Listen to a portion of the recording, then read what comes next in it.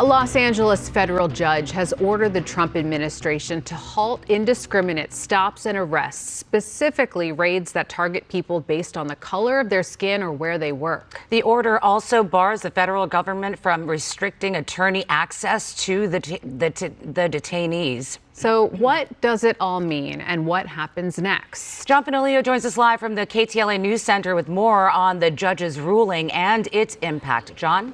Shira, in court, this ruling came late this evening. The federal judge in this case granted 2 temporary restraining orders, directing federal agents to stop racially profiling suspected undocumented immigrants and to ensure that those who have been arrested have meaningful access to attorneys. The judge is essentially calling the government's conduct not only troubling, but possibly unlawful.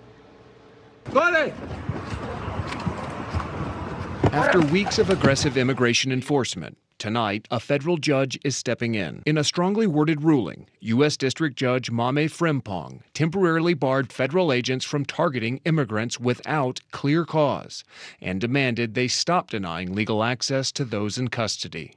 The decision follows a lawsuit from a coalition of civil rights groups, including the ACLU of Southern California. So there are 2 restraining orders that we sought and which she granted. One is to provide fulsome access for lawyers to get to arrested people that are being held in a basement in downtown after they get picked up in these raids. So those people have to get, attorneys have to be able to access them. The judge ruled that ICE and Border Patrol and these immigration agents cannot stop people solely based on their perceived race or the language that they speak, what kind of work they do, or the location where they're at. They have to have some other information that provides them reasonable suspicion that they're in the country unlawfully. Government lawyers and officials with the Department of Homeland Security have denied the allegations. Stop! What are you guys doing? Stop! Since early June, hundreds of federal agents have been deployed across Southern California. Arrests have taken place in parking lots, job sites, and on sidewalks, many incidents captured on bystander video. The judge specifically called out what she referred to as, quote, roving patrols and racial targeting, saying those actions likely violate the 4th and 5th Amendments, writing in part, what the federal government would have this court believe in the face of a mountain of evidence presented in the case is that none of this is actually happening. The Department of Homeland Security responding to the ruling on X, saying, quote, a district judge is undermining the will of the American people.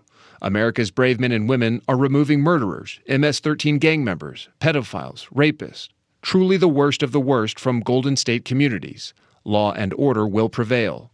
This is not a ruling about whether or not federal immigration law is constitutional. This is all about how that law is being enforced. And what the judge is saying here is that immigration officers need more than just looking at the color of somebody's skin, the language they're speaking, where they are, in order to detain somebody, that they need a reasonable suspicion that federal immigration law is being violated.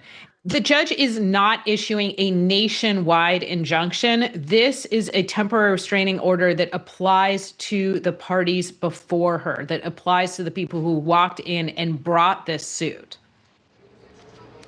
Again, this ruling is temporary and will remain in place for at least 10 days. The ACLU and other immigrant advocacy groups are seeking a longer-lasting order, also known as a preliminary injunction. The federal government is sure to challenge this order.